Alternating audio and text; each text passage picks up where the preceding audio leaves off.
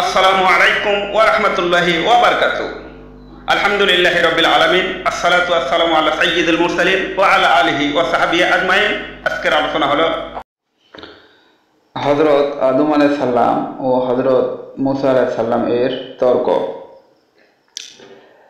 হযরত আবু হুরায়রা রাদিয়াল্লাহু আনহু হতে বর্ণিত, তিনি বলেন, রাসূল সাল্লাল্লাহু আলাইহি সাল্লাম ইরশাদ করেছেন, হযরত আদম আলাইহিস সালাম ও মুসা আলাইহিস সালাম আল্লাহর দরবারে পরস্পর তর্কে লিপ্ত হলেন।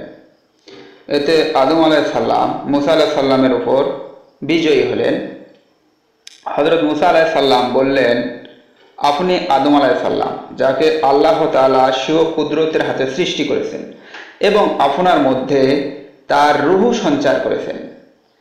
তার ফেরেশতা দ্বারা আপনার প্রতি সম্মান প্রদর্শন অর্থাৎ সেজদা করিয়েছেন এবং আপনাকে বেহেশতে বসবাসের সুযোগ করে দিয়েছেন। এরপর আপনি আপনার ত্রুটির কারণে মানব জাতিকে জান্নাত হতে জমিনে নামিয়ে এনেছেন। জবাবে আদম আলাইহিস সালাম বললেন, তুমি তো সে মুসা আলাইহিস সালাম, যাকে আল্লাহ তাআলা তার রিসালাত ও কথোপকথনের জন্য মনোনীত করেছেন, আর তোমাকে তাওরাতের সেই তহতসমূহ দান করেছেন যাতে সকল বিষয়ের বর্ণনা রয়েছে।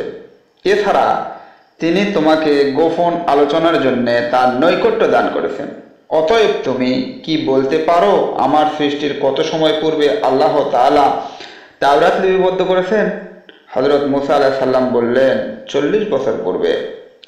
হযরত আদম আলাইহিস সালাম বললেন, তুমি কি তাতে আল্লাহর বাণী পাওনি যে আদম আলাইহিস সালাম তার প্রভুর মর্জির বিপরীত করলো এবং পথভ্রষ্ট হলো?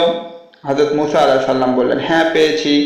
অতঃপর হযরত আদম আলাইহিস সালাম বললেন, তাহলে তুমি আমাকে এমন একটি কাজ করছি বলে কিভাবে তিরস্কার করতে পারো, যা আমার সৃষ্টির 40 বছর পূর্বে আমি করব বলে আল্লাহ তাআলা লিপিবদ্ধ করে রেখেছেন?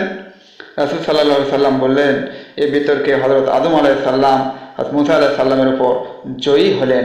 হাদিসখানা মেসকাত শরীফের 74 নম্বরে বর্ণনা করা হয়েছে। আজকের মতো এ পর্যন্তই। আবার দেখা হবে অন্য কোনো সময় অন্য কোনো এপিসোডে। সে পর্যন্ত সবাই ভালো থাকুন, সুস্থ থাকুন, নিরাপদ থাকুন এবং আলোর পথের সন্ধানকারী চ্যানেলের সাথেই থাকুন। এই প্রত্যাশায় বিদায় নিচ্ছি। আসসালামু আলাইকুম ওয়া রাহমাতুল্লাহি ওয়া বারাকাতুহু।